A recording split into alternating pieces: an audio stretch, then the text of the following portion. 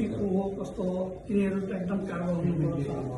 यो मेरो दाइ काम गरेर खेतमा एउटा ड्राइभर मान्छे हो, गरिब हो, काम गरेर चोकमा चिया खान अचानक ठुलो यादवहरूले मान्छे पार गर्यो होइन।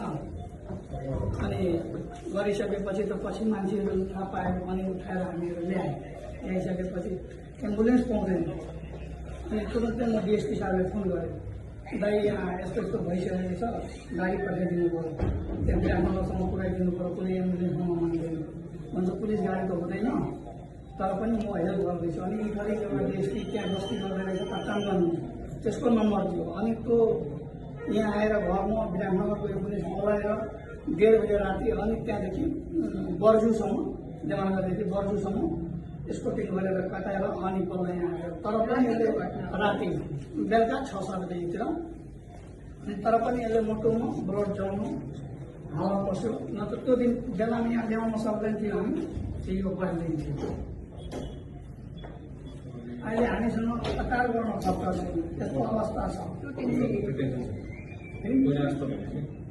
उपचार खर्च गर्न पैसा छैन भन्ने अहिले समय होइन। उपचार खर्च गर्नु त हामीहरू छ त नि, नेपाल सरकार छ, नेपाल सरकार तपाईँहरूको सरकार भयो त होइन।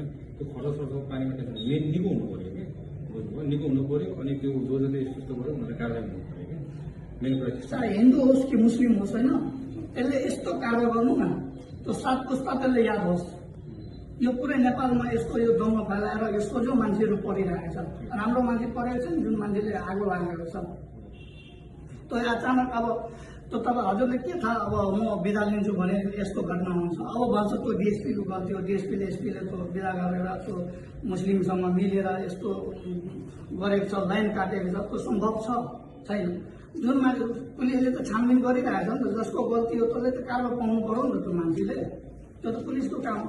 लेकिन पुलिसले 3 दिनसम्म त्यहाँ पुलिसले बसेर न भात खाएको छ त्यो पुलिसहरू, तर पनि त्यो त्यहाँ ड्युटी गरेको छ। त्यहाँ आर्मीहरू भन्छ म भात खाएको छुइनँ, तपाईँकै सुरक्षाको लागि हामी खटिरहेको भन्छ, जानु नि तपाईँ भात खाएर के भात खानुहुन्छ। लेकिन तल पनि 12 जना तपाईँको पुलिसकै चाहिँ यस्तो अवस्थामा घाइते छ, त्यो मिडियावाला कसैले हेराउँदैन नि त त्यो कुरो। एउटा पब्लिकले के भयो भने तुरन्तै सोसल मिडियामा हाल्छ, त्यो पुलिसले यस्तो अल्पक्रम परेको छ त्यसले पनि हाल्नु पर्यो नि त। त्यसको पनि घरमा आमा होला, छोरा होला, छोरी होला, त्यो अवस्था छ त्यहाँको माहौल एकदम। जसरी पनि हजुरले होइन त्यहाँको माहौल शान्त गर्नु पर्यो। यो जुन त्यो दाइ छ होइन, मेरो छिमेकी हो होइन, यसको अब बोल्ने पनि कोही छैन। औषधिहरू पनि मैले नै ल्याइरहेको छु। यसको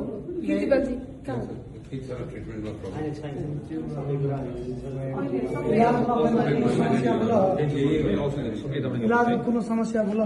इलाजमा त्यहाँ मेयर साहबले भनेको थियो, यहाँको डाक्टर साहबले होइन, त्यो दाइले त्यो भन्नु तपाईँ टेन्सन केही नलिनु, ढुक्क भएर एकदम गर्नुहोस् होइन। हाम्रा व्यक्तित्व के छ हम लोग सब व्यवस्थापन गरेर अरू जो लोगो है ना, ठिक छ, चिन्ता नगर्नु। कुरा गर्नु हैन, कसैले सोच्दैन नि प्रहरी। अब जुन त मेरो एउटा त्यो यो अफजल यो आलम नामको होइन, यो त मेरो छिमेकी हो होइन, यो पनि एकदम सोझो मान्छे रहेछ। यसको बोल्ने कोही पनि छैन, तर पनि अब मान्छे आउन दिँदैन त्यहाँबाट।